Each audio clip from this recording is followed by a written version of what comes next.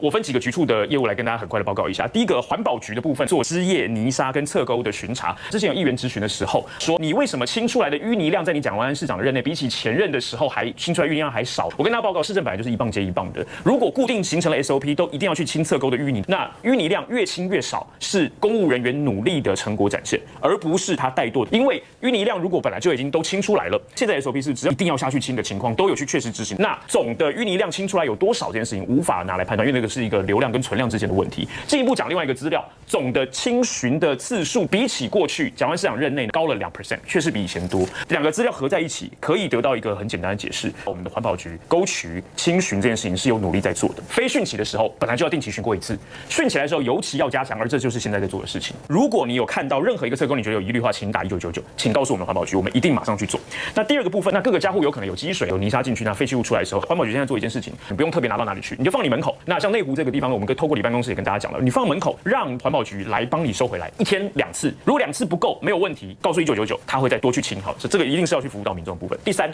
要做消毒，但是要在天晴的时候才消毒。为什么？因为消毒这件事情本身要考虑1功效2避害。功效部分是什么意思？如果你还在下雨的时候消毒，你的消毒会变得没有用，它马上被雨水刷走。但是不单单是这个问题，它如果去清到了一些本来不应当让消毒剂去的地方，它会进一步造成环境污染的问题。所以我们看到有人第一时间跑去说，怎么都没有在做消毒。根据环保局告诉我说法，这个是一个外行的说法，因为要等天晴，因为要先洗地才可以消毒。而且那个洗地的人可能是沈博阳。第二部分，公务局机具跟人力的准备，包括公园处、卫工处、水利处、新工处，所有的机具与人力都应该要及时到位。民政的部分，我们的补助的内容已经出来了，并且有台北市加码的部分，从优、从宽、从速来给予灾民。其实对于淹了水的灾民来说，没有什么解释是重要的，唯一的重点是我们怎么解决眼前的问题。那所以我们怎么做？在内湖的相关里来成立一个单一窗口设施，复原办不是一个集中的地方，而是散到里办公室去。你只要走到你家的里办公室那边去，所以你直接找里长，那找那个地方进驻的区公所人员是特别加派的，那就可以帮你处理包括补助在内的所有复原相关的问题。第二个部分，已经有透过民政体系，透过区公所、透过里办，在家里装防水闸门的大家，我们就用造册的名册来找大家说，提醒大家要把防水闸门进一步把它做好。如果你需要沙包，提供沙包；我们提供抽水机。卫生局方面的，如果大家有需要去清淤泥跟积水，以不吸入病源为核心考量，戴手套、穿长靴，不管什么颜色的雨鞋都可以，戴口罩，